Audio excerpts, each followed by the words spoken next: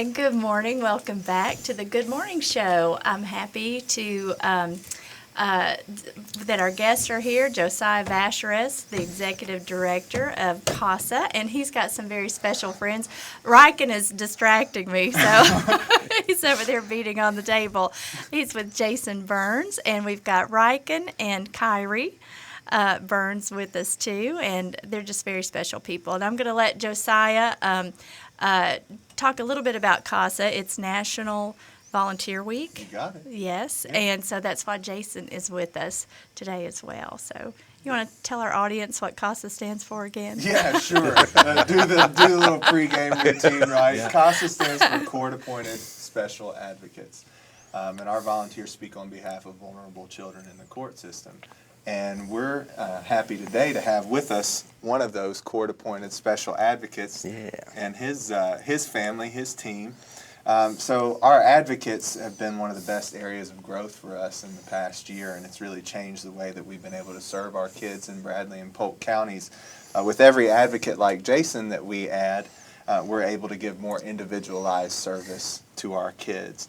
And so we've almost added 30 advocates in the past year, and Jason has been one that's been pretty spectacular and really started, hit the ground running as soon as he came into training, and he's just had an awesome attitude. So we wanted to come on and let him talk a little bit about what brought him to CASA, because, of course, you know, due to making sure that we respect the privacy of our kids, we don't come on and talk about their stories. So CASA stories really come from people like Jason, you know, everyday family folks with a ton of obligations that somehow make time to come out and help our kids. And during National Volunteer Week, we thought it was a good time to bring somebody on like him. Yes. Well, and you've brought your special guests with you too. I sure did.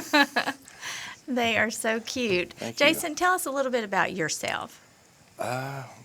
Where to begin? Oh, now he's shy. Now I'm sorry, What do I say? we actually live in McMinn County, actually. So, but I guess I'm a social work major at Cleveland State right now. Probably transfer to UT, but one day Miss Jana Pankey had like a little piece of paper, basically for volunteer opportunities and stuff. And CASA was on there, so I hollered at Josiah over there, and we sat down, and then, you know, it seemed like something I'd like to do, actually. Right. Well, it's a good fit for your major and something Yeah, that you definitely, want to go definitely. into professionally, and I guess that's a good way to sort of tiptoe into that arena. Well, Cleveland State has done even more than tiptoe with this program. Jana Pankey's on our board, and she's been a big supporter. And, of course, CASA goes right in with what those students are wanting to do. So Jason has a practicum that he's doing, which means he has to complete a certain number of hours for his internship, but he goes above and beyond. Every now and then he'll just come by and hang out, too. See what needs to be done. That's right. It's my random audits is what I call it. Yeah, those are our random audits in the office. Jason showing up and seeing what needs to be done. But he's a good example of, you know, you take something that's, okay, a requirement in college, and it is, you get in what you, or you get out what you put in. And Jason's put in a lot, so. Yeah, I'm pretty dedicated when it comes to things like that, so. Yeah. Well, how has it impacted your life, being a part of CASA? So the big thing about CASA is making a change, and that's my main goal. So there's a term from a movie. We won't mention the movie, but you can't change the world, but you can make a dent. So that's you know my goal, or that's how it's affected me. I get the chance to make a dent, or you know, make a change in somebody's life for the better. So I mean that's you know, my impact. So. Well, you obviously care about kids. A little bit. You've got two very special ones of your own. Yeah. And they're so good. I mean, you know, they're very well behaved. I think We're blessed. Yeah. A good testament of how regular people can just help you guys out with being advocates. You don't have to, you know, have all this free time and you just a normal lifestyle, mom and dad with kids. Yeah, can really I think play it's a role. common misconception. It's a great point that, okay, you have to be Now, retired individuals help us out a great deal, but that you have to be retired or that you have to not be working. I mean, Jason's a working dad with 2 kids going to school full time. Oh, yeah.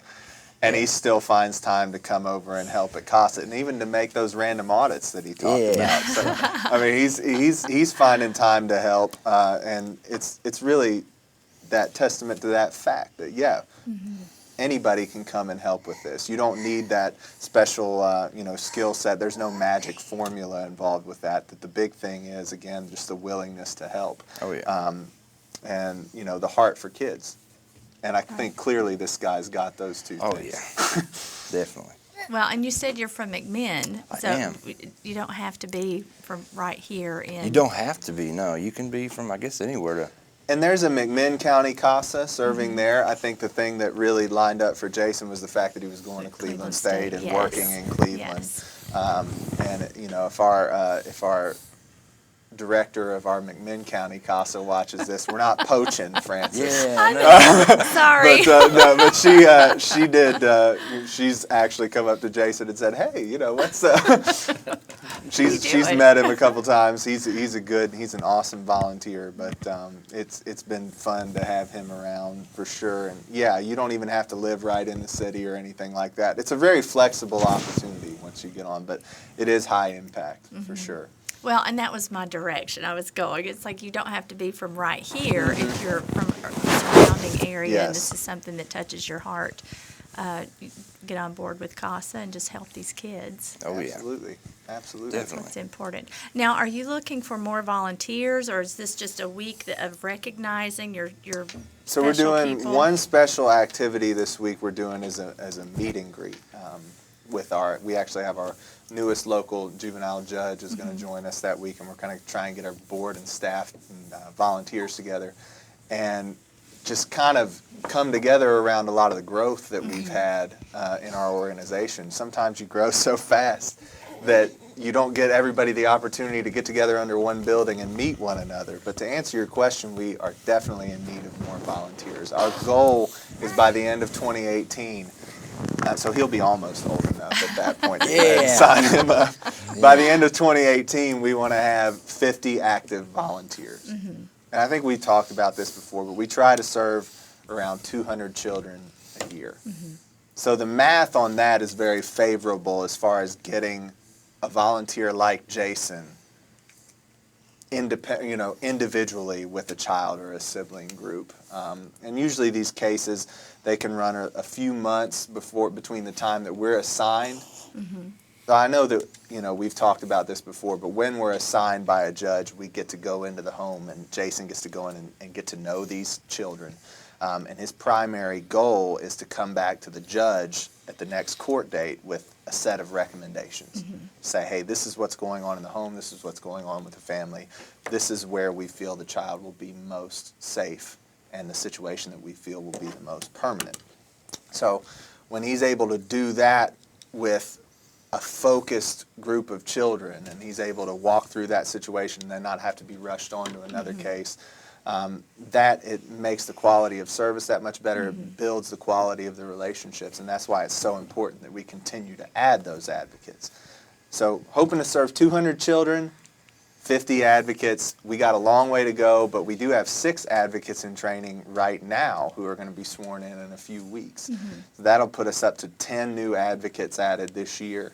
Already. Our goal is 25 for this year, so we're on pace. But can you believe it's already May almost? No.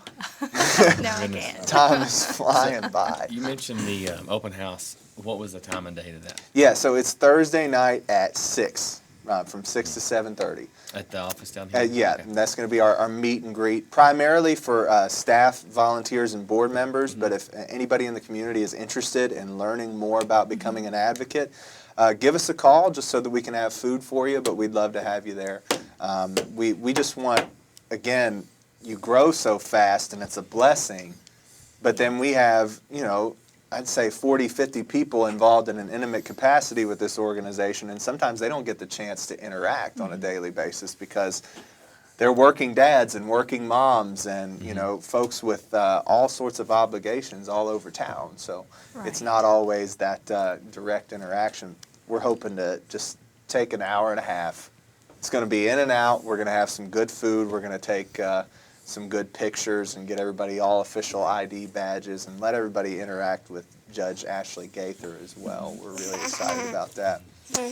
But taking time to slow down and have the advocates bring their families and board members bring their families too, because obviously the nature of the organization means we're all about family. Oh, yeah. Right. Yeah. And to reiterate that Jason that's his major. Yes. But you train the volunteers. Yes.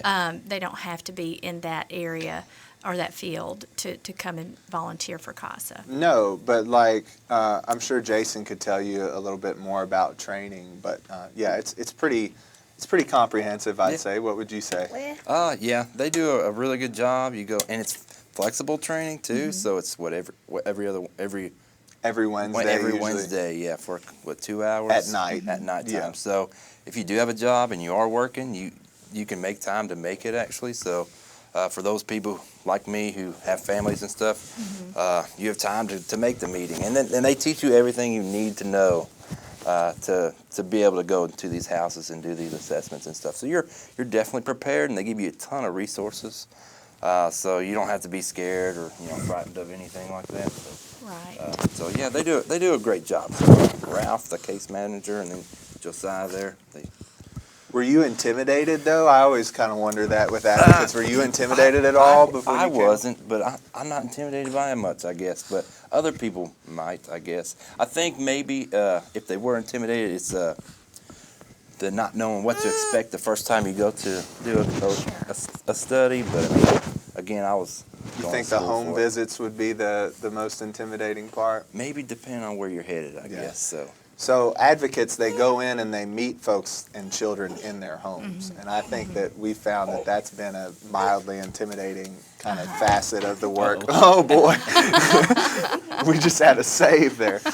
That's been a mildly intimidating facet of the work. But what you find is that the court and the whole system has structured this role so that it doesn't have to be that way. We can actually have a really positive dynamic with families. Has that been your experience? Yeah, for the most part, or for every part so far. I've only had a few cases, but yeah, I have all positive, nothing negative, so everything's gone smoothly. So Yeah.